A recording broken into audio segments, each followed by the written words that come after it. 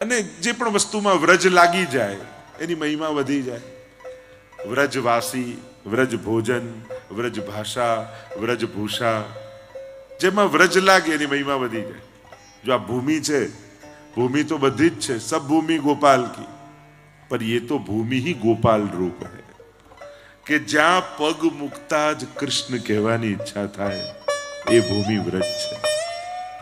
જેની રજનો સ્પર્શ થતા જ ગોપીઓની સુધી મનમાં આવી જાય એ જ વ્રજ ભૂમિ છે। વ્રજની ભૂમિનો જ મહિમા। ઘણી ભૂમિ જ એવી છે, આ ભક્તિની ભૂમિ છે। સ્પર્શ થતા જ ભક્તિ ભાવ જાગૃત થઈ જાય। અને એટલા માટે થોડી લૌકિકતા 7 દિવસ ઘટાડી દેજો। જેમ ઘરે રહો છો એ રીતે નથી રહેવું। આ 7 દિવસ ઠાકોરજીના નામે લખી નાખજો કે અમારા 7 દિવસ પ્રભુના। અને પ્રભુને ગમે એ રીતે 7 દિવસ મારે કાઢવા છે। ક્યાંકથી મળતું હોય તો આવી ધોતી બંડી લઈ આવજો। આ ઠંડી છે એટલે મારો આગ્રહ નથી, પણ આનંદ આવશે। વ્રજવાસી બનીને ફરશો ને તો જે મળશે રાધે રાધે। ઘણા તો પગે લાગીને જશે તમને, ખાલી આ કપડા પહેર્યા હશે ને તોય। વિચાર કરો, એક ખાલી ઉપરનું વસ્ત્ર પહેરવાથી લોકો પગે લાગતા હોય તો વ્યક્તિત્વ બદલી નાખવાથી ખરેખર આદરણીય ન થઈ જઈએ આપણે, સન્માનનીય ન થઈ જઈએ। એક વસ્ત્ર બદલવાથી આદર મળતો હોય જ્યારે વ્યક્તિત્વ બદલે। તો આ 7 દિવસ ઠાકોરજીના વ્રજવાસી બનીને મુખમાં શ્રી કૃષ્ણ શરણમ મમ, શ્રી કૃષ્ણ શરણમ મમ અખંડ જપ આપણો ચાલતો જ રહેવો જોઈએ। કોઈ ચેક કરવાનું નથી તમે લીધું કે નહીં, તમારે તમારી જાતને ભક્ત બનીને 7 દિવસ જો ગામમાં તો એક વ્યક્તિ બનીને રહીએ, લોકોએ આપેલા લેબલો, એ પદવી હોય, પોસ્ટ હોય, બિઝનેસ હોય, એનાથી આપણને ઓળખતા હોય। અહીંયા એક ભક્ત તરીકે આપણી ઓળખાણ થઈ જાય। 7 દિવસ હું એક વૈષ્ણવ છું, એક વ્રજભક્ત છું, કૃષ્ણનો ભક્ત છું, કૃષ્ણનો પ્રેમ પામવા હું આવ્યો છું, કૃષ્ણને મળવા આવ્યો છું એના ઘરે। અને એટલા માટે સતત શ્રી કૃષ્ણ શરણમ મમ, શ્રી કૃષ્ણ શરણમ, બને એટલું ભગવત નામ લેજો, જેટલું ભગવત નામ લેવાય। સાથે સાથે જેને કાર્ય કરવું ગમતું હોય તો કાર્યકર્તાઓ જોડે થોડી વ્યવસ્થામાં આવી જજો। જો આ કોઈ આપણે કોઈ આમ ટૂર ઉપાડી હોય ને એવું નથી, આપણે બધા ભેગા મળી વ્રજ યાત્રા કરવા આવ્યા છીએ। કોઈ આયોજક નથી, કોઈ વ્યવસ્થાપક નથી, કોઈ ટૂર ટ્રાવેલ નથી। આ તો એક અનુકૂળતા બધાને રહે એટલે સાથે મળી આપણે ભેગા થઈને આવ્યા છીએ। એટલે એ જ રીતે આપણે બધા રહીશું કે આપણે બધા જ કાર્યકર્તા છીએ, આપણે બધા જ એક ભાગ છીએ આ આયોજનના, અને આપણે બધા સહભાગી બની પોતપોતાની વ્યવસ્થાને જાણી અને ઉત્તમ રીતે વ્યવસ્થા કરતા રહીએ તો આપણે બધા આનંદ માણી શકીશું। એટલે અહીંયા ભાવ લેવા આવ્યા હોઈએ ત્યારે ભાર બનીને નહીં રહેવું। એટલે આપણે બધા જ કાર્યકર્તાઓ છે અહીંયા વ્રજની ભૂમિમાં, બધા જ વિશેષ છે। તો પ્રભુમાં એટલે કે અહીંયા વ્રજવાસીઓ એમ બોલતા હોય કે પ્રોગ્રામ બનતે हैं बिगड़ते हैं पर व्रज में वही आते हैं जिसे व्रजेश बुलाते हैं। તો વ્રજવાસ ઠાકોરજી બોલાવે એ જ વ્રજની ભૂમિમાં આવી શકે। અને આપણે બધા અહીંયા છીએ તો બસ આ ભૂમિને, આ સમયને, આ ક્ષણને માણજો, અનુભવજો। એક એક સ્થળોમાં રોજ જવાના છીએ। કાલે યમુનાજી, તો યમુનાજીનો આનંદ માણજો, જે યમુનાષ્ટક આદિમાં વર્ણન છે, કથાઓમાં સાંભળ્યું હોય એના દર્શન કરવાના પ્રયાસ કરજો। ગોકુલમાં જઈશું, ગિરિરાજજીમાં જઈશું, એક એક એક એક સ્થળોનો આનંદ અને અહેસાસ કાયમ માટેની એક મધુર સ્મૃતિ બની જાય કે તમે આંખ બંધ કરો એટલે તમને વ્રજ યાદ આવે। એ રીતે વ્રજને 7 દિવસ વ્રજમાં રહેજો, 7મા દિવસને વ્રજને તમે લઈને જજો। વ્રજવાસી બનીને જઈશું, વ્રજને પોતાનામાં વસાઈને જઈશું। 2 પ્રકારના વ્રજવાસીઓ, એક જે વ્રજમાં વાસ કરે અને બીજા જેણે વ્રજને પોતાનામાં વસાવી લીધું હોય એ પણ એક વ્રજવાસી છે। તો એ રીતે પણ તો વ્રજ ભાષા કોશિશ કરજો, વ્રજ ભાષા બોલવાની। જો પ્રભુને આપણે ત્યાં તો ઠાકોરજી કહે છે કે એક વ્રજવાસીને કે ગારી પર 100 આદર બલિહારી। તમારી 100 સંસ્કૃતની સ્તુતિઓ કરતા ઠાકોરજીને વ્રજવાસીની ગાળ ગમે છે। અરે કાં જા રહ્યો, વ્રજની પણ અમુક શબ્દો છે, તો ઠાકોરજીને વ્રજભાષા બહુ પ્રિય છે। એટલે આ રહ્યો હું, જા રહ્યો હું, ખા રહ્યો હું, એમ થોડો પ્રયાસ કરજો। એટલે ઘરે જઈને કોઈ બે શબ્દ બોલો તો એમને થાય કે આ વ્રજ જઈને બરાબર આવ્યા છે, વ્રજનો રંગ ચડાઈને આવ્યા છે. થોડો થોડો પ્રયાસ કરો, અંદર અંદર બોલતા હોય ત્યારે પુષ્ટિમાર્ગીય શબ્દોનો પ્રયોગ કરો. ભાષા ભૂષા ભોજન, એમ તો વ્રજનો ભોજન ટિપિકલ જો વિચારવા જાઓ તો અહીંયા તો બેજર કી રોટી, ટેટી કો શાક, દહીં, આખું એનું કીર્તન ગાયું છે કે બ્રજ કો યહ મેવા એક ટેટી, જાકો હોત શાક સંધાનો ઓર બેજર કી રોટી. અહીંયા બેજરની રોટી, ટેટી એટલે કૈડા, જે તમે ગુજરાતીમાં કહો ને કૈડાનું અથાણું નાખતા હોય ને એને બ્રજભાષામાં ટેટી કહેવાય. આપણે ગુજરાતીમાં ટેટી એટલે પેલું ટેટી માનીએ, તો એ નહીં, અહીંયા કૈડા જે અથાણું નાખતા હોય ને તો એ નાના નાના બોર જેવા આવે, એટલે એ ટેટી અહીંયાનું વિશેષ છે. અને વ્રજની બે પ્રસિદ્ધ છે, એક ટેટી ને બીજું કંકોડા. જો શ્રીનાથજી બાબા જ્યારે ટોડકા ઘનામાં પધાર્યા અને એટલા બધા કાંટા કાંકરા ને ત્યાં ચતુરા નાગા રે, નાગા સાધુઓ, વર્ષોથી એમના મનમાં મનોરથ હતો એ ચતુરા નાગા, શ્રીનાથજીની સેવા મને ક્યારે મળે. અને જ્યારે યવનોના ઉપદ્રવ થતા હતા, મંદિરો તોડતા હતા, અને આ તો લીલા છે પ્રભુની, ગાડા પર બિરાજીને પધાર્યા ટોડના ઘનામાં શ્રીનાથજીની બેઠક, રાસ ચોતરો હતો, બિરાજ્યા. અને ત્યારે એમને થયું કે શું આરો ગાવું, અને કાંટા અને કાંકરા ઉગે શું, આટલી ઝાડીઓ કાંટાની, અને કંકોડા જોયા ઉગેલા કાંટાઓમાં, એ તોડ્યા. અને એટલે જ કંકોડા તેરસ આવે ને શ્રાવણ મહિનામાં, અને લોકોને એ બધું યાદે બહુ રહેતું હોય. કંકોડા તેરસ, કચોરી પૂનમ, જલેબી નોમ કહીએ ને, હમણાં આવશે 24 તારીખ, એટલે ગુસાઈજીનો ઉત્સવ. એટલે ઘણી વાર હું પૂછું ને કે ડાકોરનું શું વખણાય, રણછોડ રાય, ગોટા તો ખાઈને આવો છો. પણ લોકો સમજતા ગોટા જ યાદ આવે, ડાકોર આવતા જ ગોટા યાદ આવે. એમ શ્રીનાથજીનું વખણાય, વ્રજનું વખણાય. વાંધો નહીં, આનંદ કરજો. એમ તો કરાવશે જ બધા રોજ વિવિધ પ્રકારની સામગ્રીઓ દ્વારા, પણ આપણે ઠાકોરજીને આનંદ કરાવવાનો છે. એટલે જલેબી ઉત્સવનો દિવસ આવશે ત્યારે નંદગાંવની ત્યાં પાન સરોવર, અને ત્યાં નંદ મહોત્સવ કરીશું ઠાકોરજીનો, જલેબી ઉત્સવ કરીશું, અને બધા વૈષ્ણવને મહાપ્રસાદ જલેબીનો લેવડાવીશું. તો આ બધા ઉત્સવો કરવાના છે, આનંદ લેવાના. તો વ્રજ ભોજન, વ્રજ ભાષા, વ્રજ ભૂષા, વ્રજવાસી, વ્રજ ભૂમિ, જ્યાં જ્યાં વ્રજ લાગે એનો મહિમા બદલાઈ જાય, આપણી દ્રષ્ટિ એના પ્રત્યે અલૌકિક થઈ જાય. એવો વ્રજનો મહિમા આપણે ત્યાં ગવાયો છે. પ્રવેશ કરીએ ભાગવતના મહાત્મ્યની કથામાં. 6 અધ્યાયમાં મહાત્મ્યનું વર્ણન કરવામાં આવતું હોય છે, એવી પ્રણાલિકા અને પરંપરા આપણે ત્યાં છે. પદ્મ પુરાણને અંતર્ગત આ 6 અધ્યાયમાં મહાત્મ્યની કથા છે. 6 અધ્યાય એટલા માટે કે પરમાત્માની કથા છે. ભગવાન એને જ કહેવાય જે 6 ગુણવાળા હોય: ઐશ્વર્ય, વીર્ય, યશસ્વી, જ્ઞાન, વૈરાગ્ય. અને મહાત્મ્ય 6 અધ્યાયમાં શ્રીમદ ભાગવતની શું મહત્તા છે એ વર્ણન કરવામાં આવે. કારણ કે મહત્તા ન હોય ને મનમાં એ પ્રત્યેની, તો અહોભાવ પણ પેદા ન થાય, એના વિનિયોગની પણ ખબર ન પડે, અને ક્યાંક ઉલટાનો દુરુપયોગ કરી દઈએ અને સાધારણ સમજી લઈએ. એટલે જ આપણે ત્યાં કહીએ ને, પ્રભુની મહત્તા માનીને સેવા કરવી. સ્નેહ તો હોય, ભાવના તો હોય, પણ સેવકાનામ યથા લોકે વ્યવહાર પ્રસિદ્ધ હતી. સર્વદા સર્વ ભાવે, ભાવના કઈ ઠાકોરજી પ્રત્યે, સર્વ ભાવે પ્રભુને ભજો. જેટલા ભાવ તમારી ભીતર છે બધા ભાવે ભજો, પણ વ્યવહાર એવો નહીં કરો. વ્યવહાર તો સેવકાનામ યથા લોકે વ્યવહાર પ્રસિદ્ધ હતી. વ્યવહાર તો સ્વામી સેવકનો જ રાખો. એટલે ભાવને જ્યારે એ દશા આવે ત્યારે જુદી વાત છે, પણ બાકી દેહ બુદ્ધિ છે ત્યાં સુધી તો સ્વામી છે મારો, હું એનો દાસ છું. અને એટલે જ આપણે ત્યાં અન્ય સંપ્રદાયોમાં યા ઘણી જગ્યાએ દીક્ષા લે તો એના નામ ફેરવી નાખે. આજે જે વૈષ્ણવ બ્રહ્મ સંબંધ લેતા હતા કે જે કુછ કઈ નામ હવે શું રાખવું, મેં કહું દાસના નામ ના હોય, દાસના તો કામ જ હોય. કારણ કે કોઈક નામ આપો તો પાછા એ નામ સાથે જોડાઈ દઈએ. દાસ બનવું એટલે બધા નામોથી મુક્ત થઈ જવું, પ્રભુના ખાસ થઈ જવું. દાસને કોઈ નામ દાસ છે, બસ એ દાસપણું પામવું, સર્વ નામમાંથી મુક્ત થવું, એ જ તો ભક્તિ માર્ગની પરમ સિદ્ધિ છે. અમે તો કાંઈ ને દાસ છીએ પ્રભુના.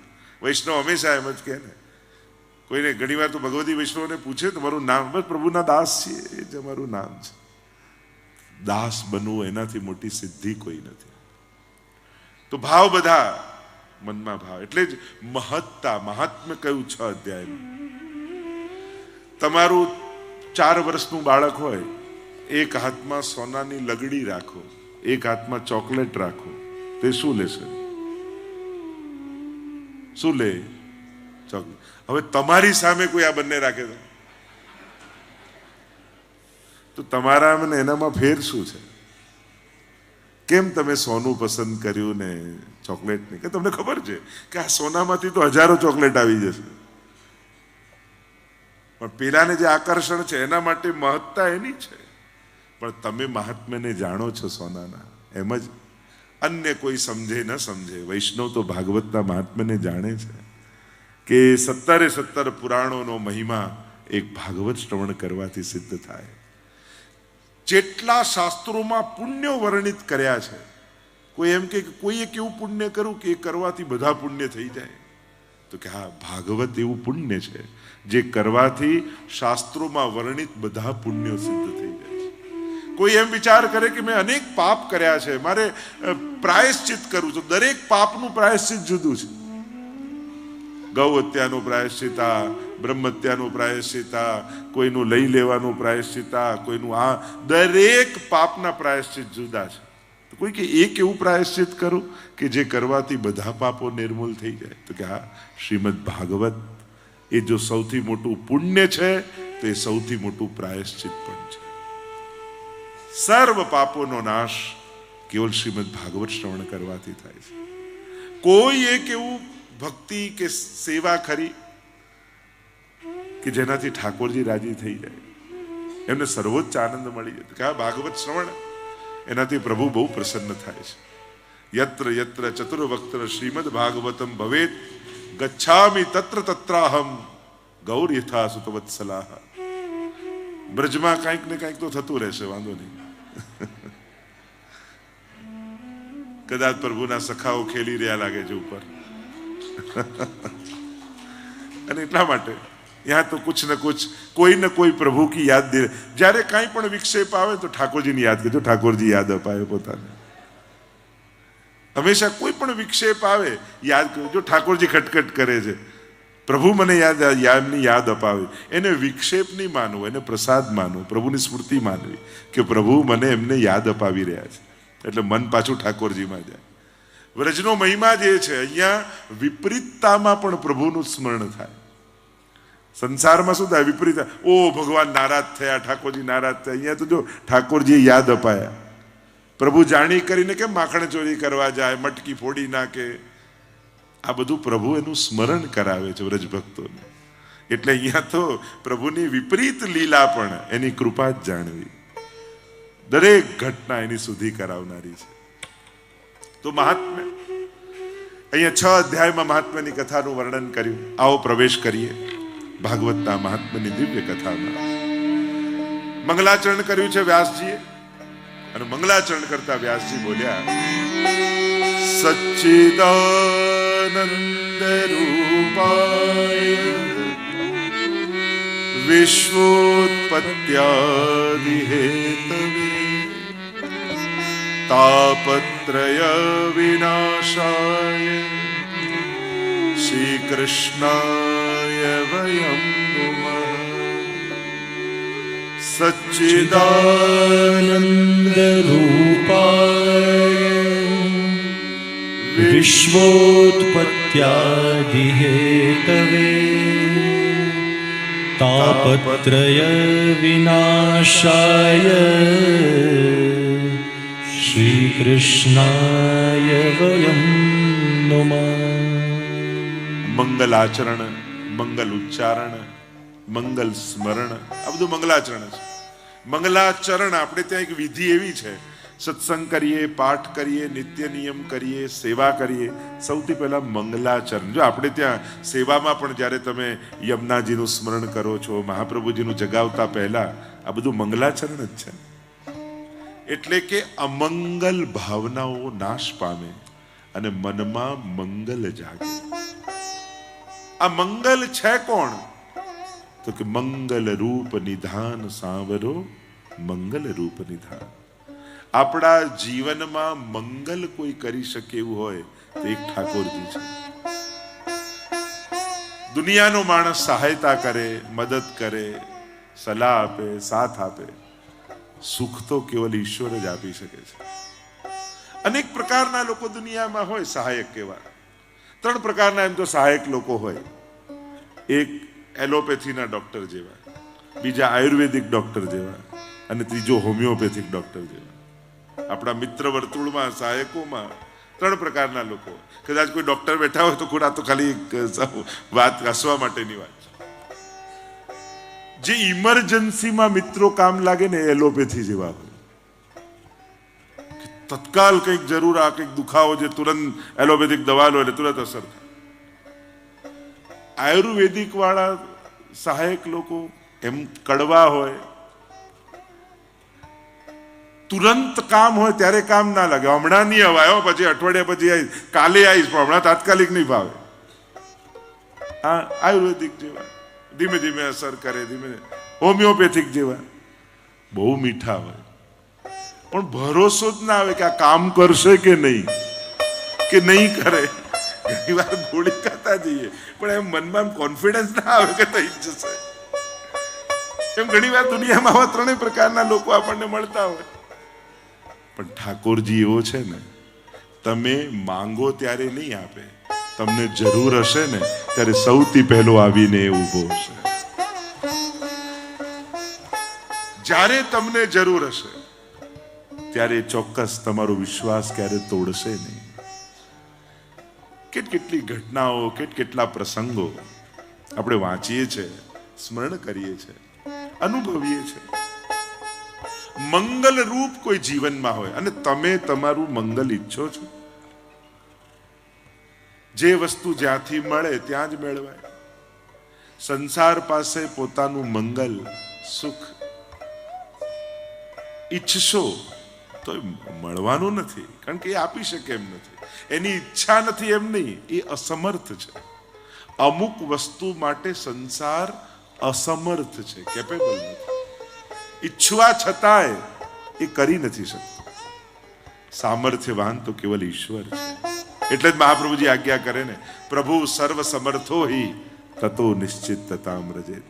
જીવનમાં નિશ્ચિંતતા જોઈતી હોય તો સર્વ સમર્થના શરણે જવું પડે, અને સર્વ સામર્થ્યવાન એ કેવલ ઠાકોરજી છે. કેવા છે ઠાકોરજી? આ 7 દિવસ એટલે પ્રભુનું વરણ કરવાના દિવસો, પ્રભુને વરવા માટેના દિવસો. હવે કોઈના જોડે લગ્ન કરવા હોય તો 3 વસ્તુ જોવાય. સૌથી પહેલા કે જોવામાં કેવો છે, તો પ્રભુના સ્વરૂપનો પરિચય, રૂપનો પરિચય આપ્યો. સચ્ચિદાનંદ રૂપાય. પછી તો જોવામાં તો સારો છે, કરે છે શું? આ વિશ્વોત્પત્યાદિ હેતવે.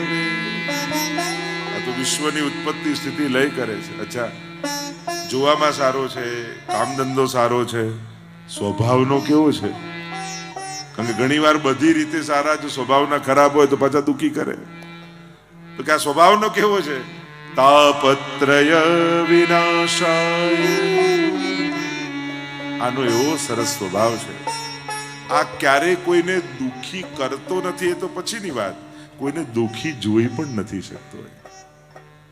ઘણીવાર આપણે કોઈને દુઃખી કર્યા હોય અને મદદે પહોંચીએ તો સમજાય, તો ક્યાંકથી દુઃખી થઈને આયા હોય અને તોય મદદે પહોંચી જાય. હંમેશા દુઃખી કર્યા હોય સંસારે અને સમાધાન આપે ભગવાન.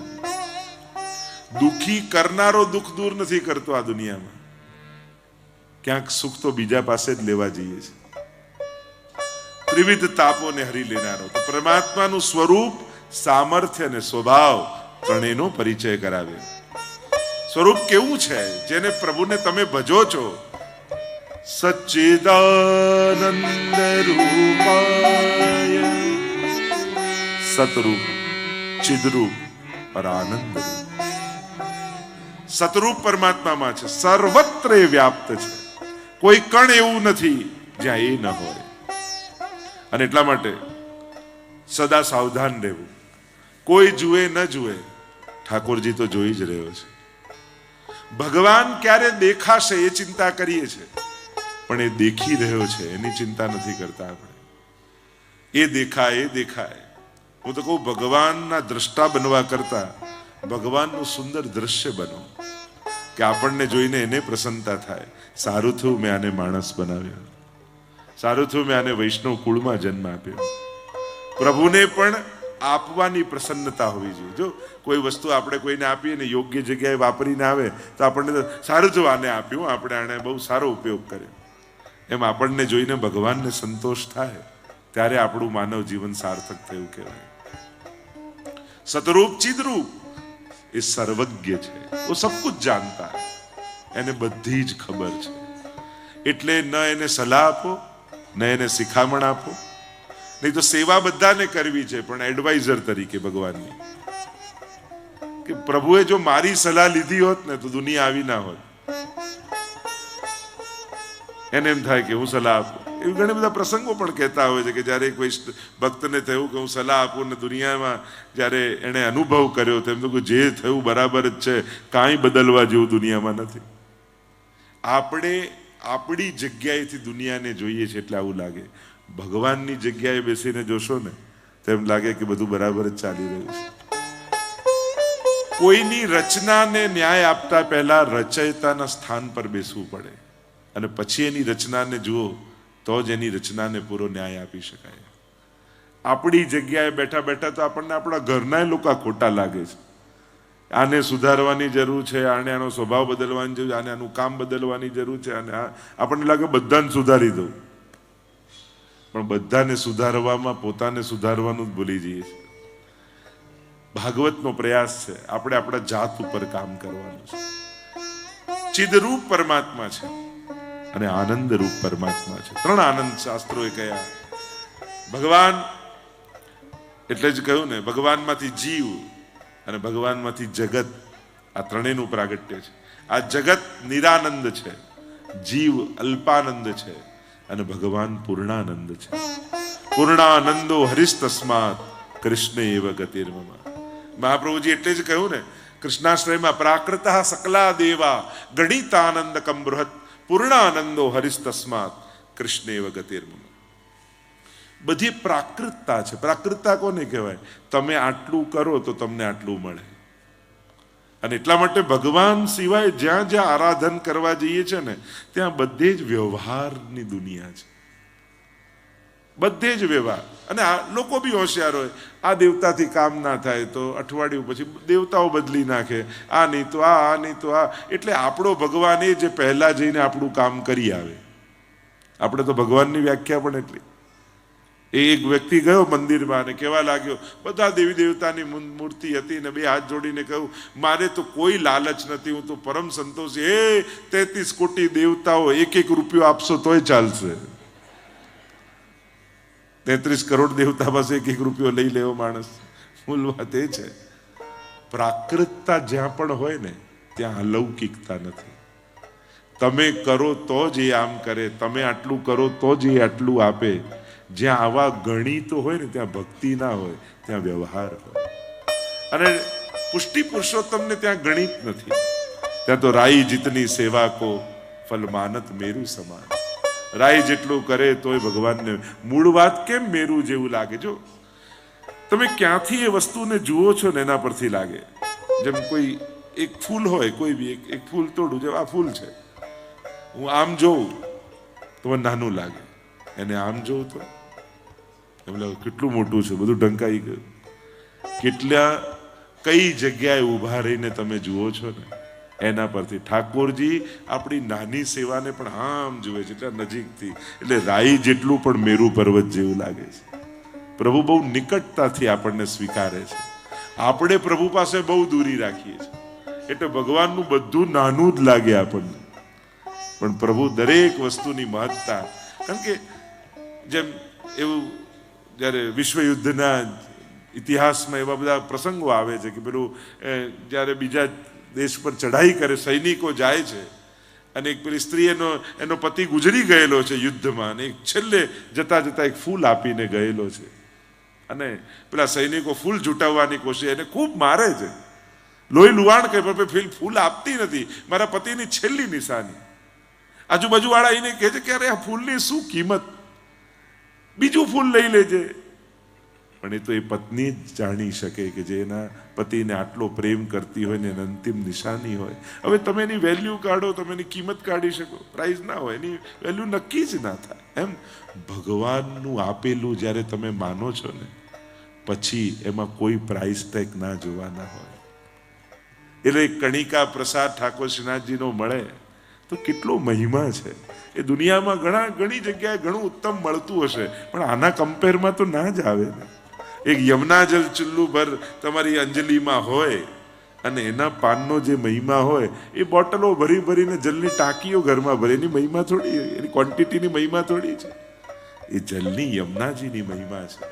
એમ જ આ ભાગવતજીની મહિમા જ્યારે તમે જાણો છો મહાત્મ્યથી, ત્યારે એના તોલે કોઈ નથી.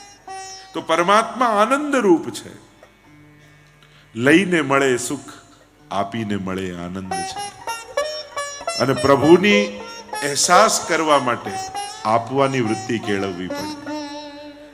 જમીને મળે સુખ, જમાડીને મળે આનંદ. લેવડાવવાની વૃત્તિ પેદા કરવી પડે, આપવાની વૃત્તિ પેદા કરવી પડે, અને ત્યારે જ પ્રભુના એ આનંદનો અહેસાસ તમને થાય. તમે જ અનુભવ કરશો.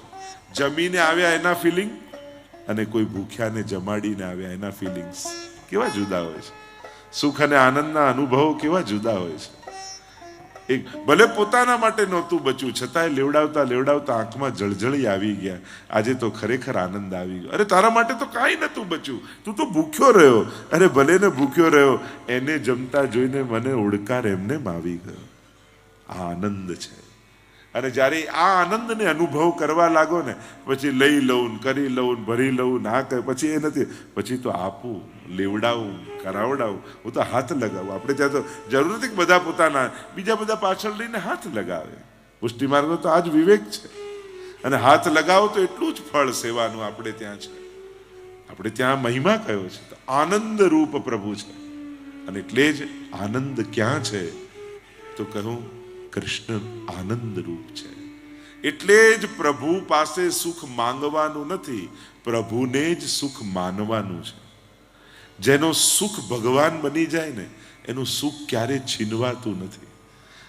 નાશવંત વસ્તુ સુખના કારણ છે, તો સુખ એક દિવસ જશે. શાશ્વત ઈશ્વર જ્યારે સુખ બની ગયો, પછી તમારું સુખ કોઈ તમારી પાસે લઈ નહીં શકે. કારણ કે શાશ્વત જ સુખ છે તમારું. એને નાશ કરવાનો, એને લઈ જવાનો, એનાથી દૂર જવાનો, એને કોઈ લઈ, એનું કોઈ કારણ જ નથી. કારણ કે એ સદા છે, સર્વદા છે, સર્વત્ર છે. એ આનંદ રૂપ છે. એ તમારું સુખ થઈ ગયું. તો એવા શ્રી કૃષ્ણ રૂપ સચ્ચિદાનંદ રૂપ વિશ્વની ઉત્પત્તિ સ્થિતિ ને લય કરે છે. આ જે કાંઈ દેખાઈ રહ્યું છે, એનો સર્જનહાર એ છે, એનો પાલક એ છે, એનો પોતાનામાં લય કરતા પણ એ જ છે. અને એટલા માટે આ બધું જ ભગવાન, જેને ભક્તિ કરવી છે ને, એને સતત શ્રી કૃષ્ણ, શ્રી કૃષ્ણ, શ્રી કૃષ્ણ આ બધા યાદ અપાવે.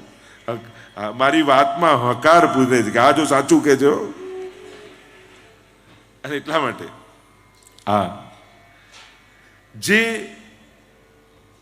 જેને ભક્તિ કરવી છે, જેને પ્રભુમય જીવન જીવવું છે. જો સંસારના આટલા વર્ષ થઈને જીવ્યા, હવે એમ નથી લાગતું અમે ભગવાનના થઈને જીવીએ. પછી તમે જ ડિફરન્સ ફીલ કરજો કે સંસારના થઈને જીવ્યા ત્યારે જીવન કેવું હતું, અને પ્રભુના થઈને જીવ્યા હવે જીવન કેવું છે. હવે તો આમ થાય ક્યારે સવાર પડે અને લાલન જાગો હો ભયો ભોર, લાલનને જગાડો. પહેલા તો એમ થતું હવે હાશ થાકીને સૂતા, હવે કોઈ જગાડે નહીં તો સારું. સંસાર માટે હતા ત્યારે સૂતા રહેવાની ઈચ્છા થતી, પ્રભુ પધરાવી લીધા તો હવે જાગવું પણ પ્રભુ માટે થાય કે અરે જાગું તો મારા લાલનના મુખારવિંદને નિરખું. હવે તો રસોઈ બનાવું તો પેટ માટે નહીં, મારા લાલનને આ બહુ ભાવશે હો, મારા લાલનને આ બહુ ગમે, એમ કરી કરીને બનાવવાનું. પહેલા તો બનાવવાનું કંટા, આ બધું વૈતરું મારે જ કરવું પડે છે. પહેલા તો એમ ઘર માટે થતું, આ સવારે ઉઠીને શું રોટલા ટીપવાના ને શું આ જ કરવાનું છે જિંદગીમાં. હવે તો ઉઠીને એમ થાય જલ્દી જલ્દી આજે કયો ક્રમ છે, ઠાકોરજીને આજે શું વિશેષ સામગ્રી, આજે તો આમ બનાવું આમ બનાવું આમ. એ જ કાર્યનો ઉત્સાહ કેવો થઈ, ભગવાન નિમિત્ત બની જાય ને ત્યારે કર્મ કરવાનો પણ ઉત્સાહ કેવો બદલાઈ જાય. જ્યારે પ્રભુ પ્રીત્યર્થ કરો છો ત્યારે એ જ વસ્તુનો આનંદ થઈ જાય.